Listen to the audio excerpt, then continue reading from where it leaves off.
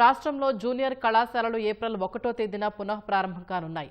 Intermediate మొదటి సంవత్సరం పరీక్షలు రాసి రెండో ఏడాదిలోకి వచ్చిన విద్యార్థులకు ఏప్రిల్ 1 నుంచి 23 వరకు తరగతులు నిర్వహించనున్నారు.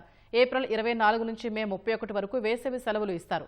2025-26 విద్యా సంవత్సరం నుంచి ఇంటర్లో SCERT సిలబస్ను ప్రవేశపెట్టి CBSE విధానాన్ని పాటిస్తున్నారు. దీంతో పబ్లిక్ పరీక్షల అనంతరం ఏప్రిల్లో తరగతులు నిర్వహించి ఆ తర్వాత వేసవి సెలవులు ఇచ్చేలా అకాడమిక్ ప్రణాళిక రూపొందించారు. 2026-27 విద్యా సంవత్సరానికి అకాడమిక్ క్యాలెండర్ను ఇంటర్మీడియట్ విద్యా మండలి కార్యదర్శి రంజిత్ బాషా విడుదల చేశారు. విద్యా సంవత్సరంలో మొత్తం 232 రోజులు కళాశాలలు పనిచేయనున్నాయి. విద్యార్థుల ప్రవేశాల కోసం పబ్లిక్ పరీక్షల్లో ఉత్తీర్ణత, ర్యాంకుల గ్యారంటీపై ప్రైవేటు జూనియర్ కళాశాలలు ప్రచారం చేయడం చట్టవిరుద్ధమని, కాలేజీల మధ్య అనారోగ్యకరమైన పోటీని సృష్టించే హోర్డింగ్లు, కరపత్రాల పంపిణీ, గోడలపై రాతలు, ఎలక్ట్రానిక్ ప్రింట్ మీడియాలో ప్రకటనలు ఇవ్వరాదని రంజిత్ బాషా ఆదేశించారు. వేసవి సెలవుల అనంతరం జూన్ 1న జూనియర్ కళాశాలలు ప్రారంభమవుతాయి.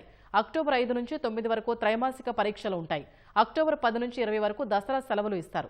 నవంబర్ 25-30 వరకు అర్ధ సంవత్సరం పరీక్షలు నిర్వహిస్తారు. జనవరి 9, 17 సంక్రాంతి సెలవులు ఉంటాయి.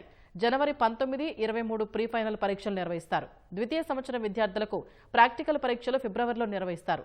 ఫిబ్రవరి, మార్చిలో థియరీ పబ్లిక్ పరీక్షలు ఉంటాయి. 2026-27 చివరి వర్కింగ్ డే మార్చి 18గా నిర్ణయించారు.